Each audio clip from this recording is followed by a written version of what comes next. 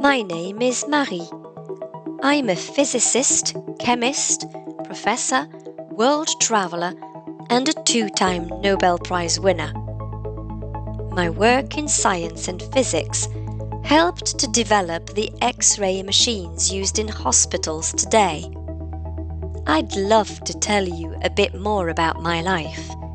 Would you like to hear my story? I was born on the 7th of November 1867 in Warsaw, Poland. My name, before I married my husband, was Maria Slodowska. I was the youngest of 5 children. I had 3 older sisters and 1 brother. My parents were both teachers, and they felt it was important for their daughters to go to school just like their son. Even as a child, I loved learning about maths and science. When I was 15 years old, I finished secondary school and I hoped to study at university.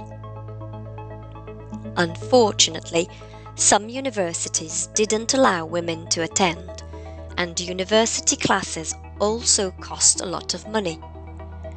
My sister Bronia wanted to study too, so I worked as a governess, the woman who takes care of and teaches other people's children, while she was at school.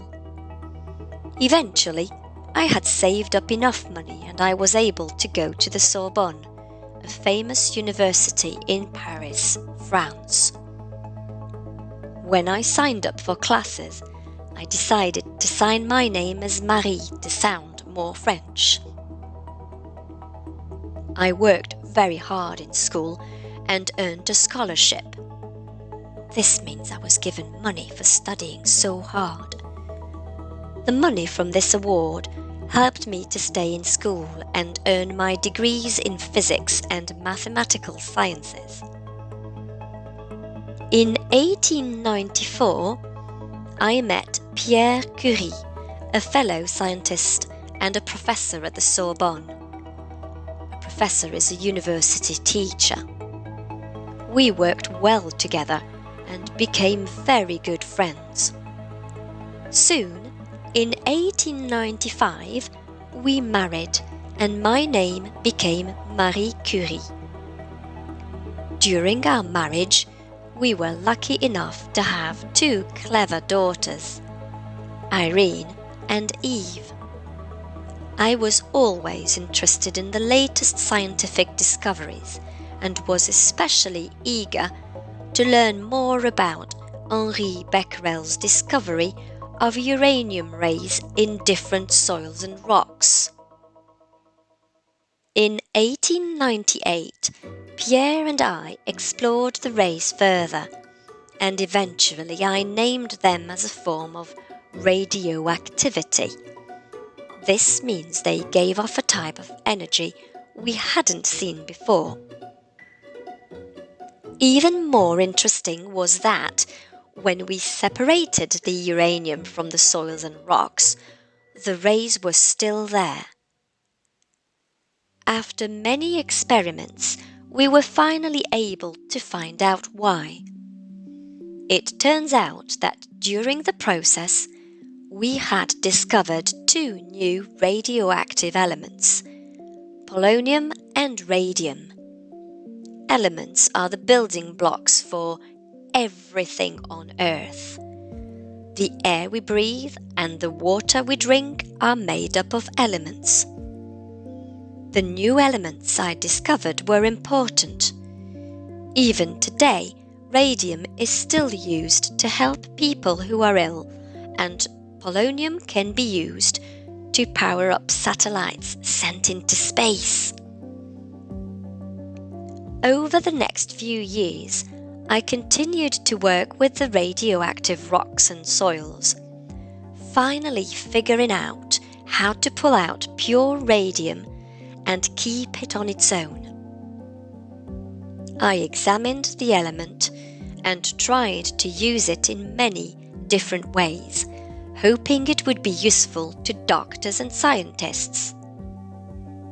In 1903, I was the first woman to earn a doctorate degree at the Sorbonne, and I also became the first woman ever to receive a Nobel Prize for physics. I shared it with my husband and Henri Becquerel for the discovery of radioactivity. After that, Pierre and I continued to work together and experiment with our new elements. In 1906, I became the first female professor, taking over Pierre's position as Professor of Physics at the Sorbonne. I continued to work with elements and radioactivity, and in 1911 I was given another Nobel Prize for the 2 new elements I had found. This was amazing because no one had ever been awarded 2 Nobel Prizes before. During the First World War, my daughter Irene and I drove X-ray trucks we had created all over the battlefields. We helped soldiers who were too far away from hospitals to get the care they needed. In 1920, the radium I had so carefully separated from the rocks and soils in 1898 had run out. I'd used everything I had in many different experiments over the years. Fortunately, a large group of women in America heard about my problem and decided to raise money so they could buy me a new source of radium for my experiments. In 1921, I travelled with my daughters to America and received this gift from President Harding. After that, I travelled all over Europe and talked to other scientists and doctors about my discoveries. I was able to help set up the Curie Foundation to help fight certain illnesses and the Radium Institute, both of which still help many people around the world. Over the years, I've inspired many people to become interested in science and maths. Hopefully, I will inspire you too.